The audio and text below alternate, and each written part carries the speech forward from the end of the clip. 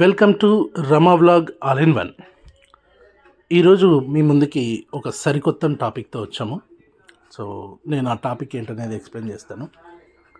విరిసే చల్లని వెన్నెల మరలా ఈనాడు మా కన్నుల అంటూ అయోధ్య వాసులే కాదు దేశ ప్రజలంతా పాడుకునే సమయం వచ్చేసింది. ఎన్నాళ్ళుగానో కోట్లాది మంది ఎదురు చూస్తున్న మన రామ మందిరం కల సాకారమైంది.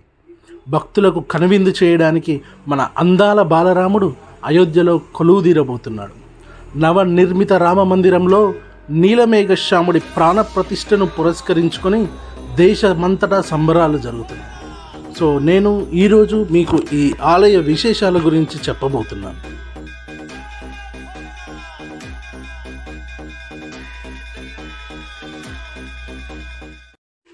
రామ జన్మభూమి అయిన అయోధ్యలో చిన్నారి రాముడి విగ్రహం ఎప్పటి నుంచో ఉంది.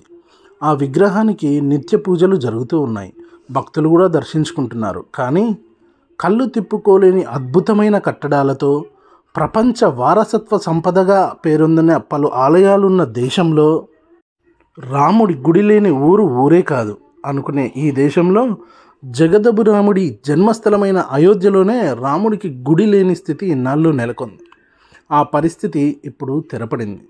రామ జన్మభూమిలో కని విని ఎరుగని రీతిలో ఆలయాన్ని నిర్మించాలన్న భక్తుల కథ ఇన్నేళ్లకు నిజమైంది. అంచెలంచెలుగా నిర్మితమవుతున్న రామమందిరం ఈ ఏటిని రామనామ సంవత్సరంగా మార్చేసింది. 990వ దశకం నుంచి రామమందిర నిర్మాణానికి ప్రయత్నాలు జరుగుతూ ఉన్నాయి. దాంతో తీర్పు వచ్చే నాటికి, మన సుప్రీంకోర్టు తీర్పు వచ్చే నాటికి గ్రౌండ్ ఫ్లోర్కి సరిపోయే స్తంభాలు సిద్ధంగా ఉన్నాయి. తీర్పు వచ్చాక 15 మంది సభ్యులతో రూపుదిద్దుకున్న శ్రీరామ జన్మభూమి తీర్థ క్షేత్ర ట్రస్ట్ ఆధ్వర్యంలో 2020 ఆగస్టులో మందిర నిర్మాణానికి భూమి పూజ జరిగింది. 40 కిలోల వెండి ఇటుకతో ప్రధాని శంకుస్థాపన చేశారు. స్వాతంత్రం వచ్చిన తొలినాళ్లలో గుజరాత్లోని సోమనాథ్ మందిర పునర్నిర్మాణాన్ని ప్రజల నుంచి సేకరించిన విరాళాలతో చేపట్టారు. రామమందిర నిర్మాణాన్ని కూడా అలాగే జరపాలని నిర్ణయించి అందుకోసం ప్రత్యేక ఖాతా తెరిచారు. తొలి విరాళంగా కేంద్ర ప్రభుత్వం తరపున హోంశాఖ అండర్ సెక్రటరీ ₹1 విరాళాన్ని ఇవ్వగా రాష్ట్రపతి తన నెల జీతాన్ని ఇచ్చారు. ఇలా దేశమంతటా కోవిడ్ లాక్డౌన్ ఉన్న 2 నెలల్లోనే ఈ ఖాతాకు 4 కోట్ల విరాళాలు జమ అయ్యాయి. ఆ తర్వాత భూమి పూజ జరిగి మందిర నిర్మాణం ఊపందుకోవడంతో క్రమంగా విరాళాలు పోటెత్తాయి.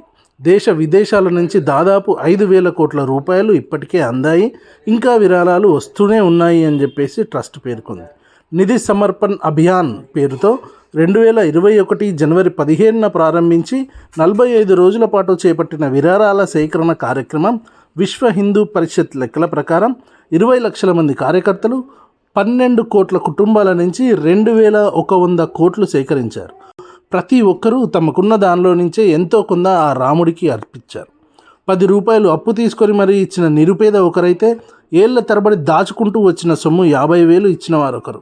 యూపీలో ఒక వ్యక్తి మందిరం కోసం ₹1 కోటి ఇవ్వాలని నిర్ణయించుకొని అందుకు గాను 16 ఎకరాల పొలాన్ని అమ్మేశాడు. ఇలాంటి కథలెన్నో ఈ విరాళాల సేకరణ సమయంలో వార్తల్లోకి వచ్చాయి. ఈ రామ మందిరంలో పునాది నుంచి ప్రత్యేకతలే. ఈ శ్రీరామ జన్మభూమి తీర్థ క్షేత్ర ట్రస్ట్ ఆధ్వర్యంలో రామమందిర నిర్మాణ బాధ్యతలను L&D కంపెనీ చేపట్టింది. ఉప ఆలయాలన్నీ ఇతర నిర్మాణాలన్నీ టాటా కన్సల్టెన్సీ ఇంజనీర్స్ లిమిటెడ్ నిర్మించనుంది. అయితే మొత్తం 70 ఎకరాల ఈ ఆవరణలో రామమందిరం కోసం అనుకున్న స్థలములో భూసార పరీక్షలు చేసినప్పుడు అక్కడి నేల ఇసుకతో బోలుగా ఉంది. ఎలాంటి నిర్మాణాన్ని కూడా తట్టుకునే శక్తి దానికి లేదని తెలిపింది. దాంతో L&D, టాటా మరియు Hyderabad NGRI research institute, Delhi, Bombay, Madras IIT నిపుణులు అందరూ చర్చించి ఒక పరిష్కారం రూపొందించింది.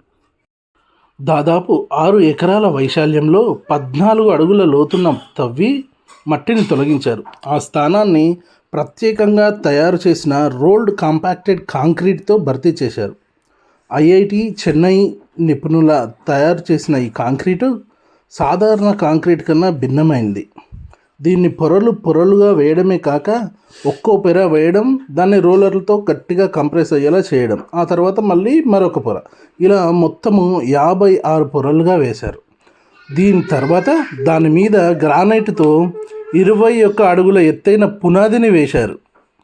ఆ పైన మందిర నిర్మాణం చేపట్టారు. దీనివల్ల మందిరము కనీసము 2500 ఏళ్ల పాటు, అంటే 2500 ఏళ్ల పాటు పటిష్టంగా ఉండడమే కాక రిక్టర్ స్కేల్పై 10 పాయింట్ల తీవ్రతతో భూకంపం వచ్చినా కూడా చెక్కు చెదరకుండా నిర్మించారు.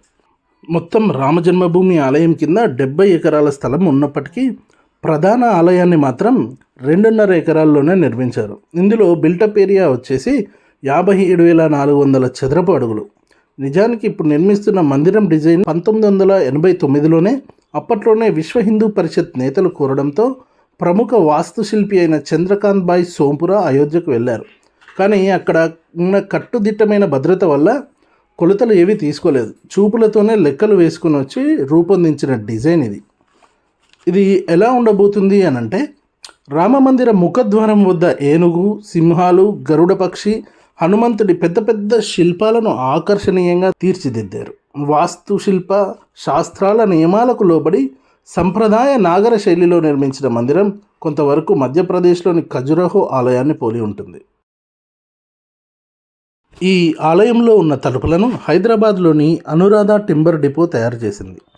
మందిరము 360 అడుగుల పొడవు, 235 అడుగుల వెడల్పు, శిఖరం వరకు 161 అడుగుల ఎత్తు ఉంటుంది. ఒక్కో అంతస్తు 20 అడుగుల ఎత్తు చొప్పున మొత్తం 3 అంతస్తులు ఉంటాయి. మందిరంలో 366 స్తంభాలు ఉన్నాయి. ఒక్కో స్తంభం మీద 16 శిల్పాలను చెక్కినారు. విష్ణు దశావతారాలు, శివరూపాలు, సరస్వతి స్వరూపాలు, 64 యోగినుల బొమ్మలను ఈ స్తంభాల మీద చెక్కారు. భక్తులు తూర్పు ద్వారం నుంచి లోపలికి ప్రవేశించి దర్శనం అనంతరము దక్షిణ దిశ నుంచి బయటికి వస్తారు. ఆలయంలోని డజనుకు పైగా ద్వారాలను స్వర్ణతాపడం చేస్తున్నారు. ప్రవేశ ద్వారానికి గర్భగుడికి మధ్య 5 మండపాలు ఉంటాయి. కుడు మండపం, నృత్య మండపం, రంగ మండపము మధ్యలో ఉండగా కీర్తన, ప్రార్థనా మండపాలు చెరువు పక్కన ఉంటాయి. ఈ మండపాల పైకప్పులను అద్భుతమైన నగిశీలతో తీర్చిదిద్దారు. ఆలయ కాంప్లెక్స్లో ఒకేసారి 70,000 మంది ఉండొచ్చు. 25,000 మంది భక్తులు తమ వస్తువులను భద్రపరుచుకునే వెసులుబాటు ఉంది. ఆరోగ్య కేంద్రము, అగ్నిమాపక శకటము ఆలయ ప్రాంగణంలో నిరంతరం అందుబాటులో ఉంటాయి. వసుదైవ కుటుంబకం అని నమ్మే భారతీయ భావాన్ని ప్రతిబింబించేలా 7 ఖండాల్లోని నదులు, సముద్రాల నీటిని, 2,587 ప్రాంతాల మట్టిని తీసుకుని వచ్చి మందిర నిర్మాణంలో వాడటం విశేషం. రాముడు కొలువయ్యే గర్భగుడి గ్రౌండ్ ఫ్లోర్లోనే ఉంటుంది. మొదటి అంతస్తులో రామదర్బారు పేరుతో రాములవారి కుటుంబము, 4 అన్నదమ్ములు, సీతాదేవి, ఆంజనేయ స్వామి కొలువు తీరుతారు. మొత్తం దేవాలయం పూర్తవడానికి ఇంకాస్త సమయం పట్టొచ్చు. ఇప్పుడు మన గర్భగుడిలోని బాలరాముడి గురించి తెలుసుకుందాం. తెల్లని పాలరాతి మార్బుల్తో తీర్చిదిద్దిన రామమందిరంలోని గర్భగుడిలో 8 అడుగుల ఎత్తు, 3 అడుగుల పొడవు, 4 అడుగుల వెడల్పుతో పాలరాతి సింహాసనాన్ని చెక్కారు. బంగారు తొడుగు వేసిన ఆ సింహాసనం మీద ఆసీనవుతాడు మన 5 ఏళ్ల బాలరాముడు. రామ్ లల్లా అని భక్తులు పిలుచుకునే ఈ చిన్నారి రాముడి విగ్రహాన్ని ఆకర్షణీయమైన నల్లని రాతితో రాజస్థాన్లో తీర్చిదిద్దారు. ధనుర్ధారి అయి కమలంలో నించున్నట్టు తయారు చేసిన విగ్రహం అది. రామనవమి రోజున సూర్యకిరణాలు రాముడి ముఖం మీద పడే విధంగా ఈ విగ్రహం ఎత్తును 4 అడుగులుగా నిర్ణయించారు. 3 శిల్పులు వేరువేరు రాళ్లతో రాముడి శిల్పాలను చెక్కగా అందులో ఒక విగ్రహాన్ని గర్భగుడి కోసం ఎంపిక చేశారు. మిగిలిన వాటిని కూడా ఆలయంలోనే ఇతర ప్రాంతాల్లో ఉంచుతున్నారు. ఇకపోతే గుడికి సంబంధించిన ప్రాకారం విషయానికి వస్తే, ప్రధాన ఆలయానికి చుట్టూ ప్రాకారంగా విశాలమైన గోడను నిర్మిస్తారు. ఉత్తర భారతదేశంలో ఆలయాలకు ప్రాకారం నిర్మించే సంప్రదాయం లేకపోయినా ఆలయానికి ఇది ఒక రక్షణ కవచంలా ఉంటుందని భావించి నిర్మిస్తున్నారు. 14 అడుగుల వెడల్పుతో నిర్మించే ఈ గోడ 2 అంతస్తులుగా ఉంటుంది. కింది అంతస్తులో ట్రస్టు అధికారిక కార్యకలాపాల కోసము కొన్ని గదులు ఉంటాయి. 2వ అంతస్తులో భక్తులు ఆలయ ప్రదక్షిణ చేసేందుకు మార్గం ఉంటుంది. ఈ ప్రాకారము 4 మూలలా సూర్యుడు, శివుడు, మా భగవతి, గణపతి ఆలయాలు ఉంటాయి. గోడపై దక్షిణ దిశగా హనుమాను, ఉత్తర దిశగా అన్నపూర్ణాదేవి ఆలయాలను కూడా నిర్మిస్తారు. వికలాంగులు, వృద్ధులు వెళ్ళడానికి వీలుగా ఆలయానికి ఒకవైపు లిఫ్టులను, మరొక వైపు ర్యాంపులను నిర్మిస్తారు. జనవరి 22నే దీన్ని ఎందుకు ప్రాణప్రతిష్ఠ చేయాలనుకుంటున్నారు?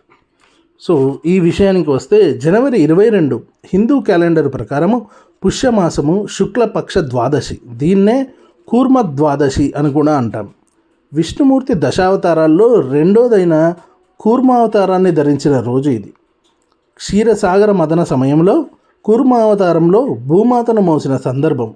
రాముడు కూడా విష్ణువు అవతారమే కాబట్టి ఆ రోజును ఆయనకు శుభదినంగా పరిగణించారు. ఏదైనా మంచి పని చేయడానికి అనువైన రోజుగా దీన్ని భావిస్తున్నారు. ఆ రోజు మధ్యాహ్నము 84 సెకండ్ల పాటు దివ్యమైన ముహూర్తం ఉంది. అంటే 12 గంటల 25 నిమిషాల 8 సెకండ్ల నుంచి 12 గంటల 30 నిమిషాల 32 సెకండ్ల వరకు ఉండే ఈ సమయంలో మాత్రమే రాముడి విగ్రహాన్ని ప్రాణప్రతిష్ఠ చేస్తారు. ఈ శ్రీరాముని ప్రాణప్రతిష్ఠ చూడడానికి మనం ఎలాగో వెళ్ళలేము అంత దూరం. కాబట్టి మన ఇంట్లోనే దీపాలను వెలిగించుకొని మనసారా ఆ శ్రీరామచంద్రుణ్ణి ప్రార్థిద్దాం. మీకు ఈ వీడియో నచ్చినట్టయితే దయచేసి లైక్ చేసి నలుగురికి షేర్ చేయండి. థ్యాంక్ యూ అందరికీ అండ్ జై శ్రీరామ్.